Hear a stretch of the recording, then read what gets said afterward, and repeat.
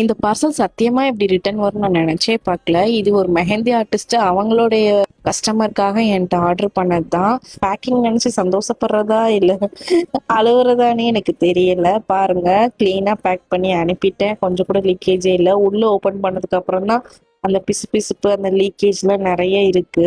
எதனால இந்த parcel return அப்படின்றது ஃபுல் அண்ட் ஃபுல்லா எந்த சைடுன்னு பாத்தீங்கன்னா கொரியர் ஆஃபீஸ் சைடில் இருக்குது தான். ஆனால் அவங்க அப்படியே பழைய தூக்கி கஸ்டமர் மேலே போட்டாங்க, அவங்க கால் பிக் பண்ணல அப்படின்ட்டு.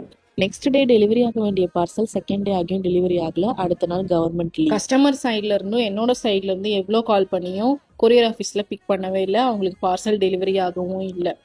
கஸ்டமருக்கும் அவங்களுடைய பிரைடுக்கு போட முடியல. எனக்கும் இவ்வளோ கூன்ஸ் லாஸ் ஆயிருக்கு. இது எந்த கொரியர் சர்வீஸ் அப்படின்னு பார்த்தீங்கன்னா எஸ்டி கொரியர் தான். நெக்ஸ்ட் வீடியோவில் அவங்க என்ன சொன்னாங்க அப்படின்றத நான் உங்களுக்கு ஷேர் பண்ணுறேன்.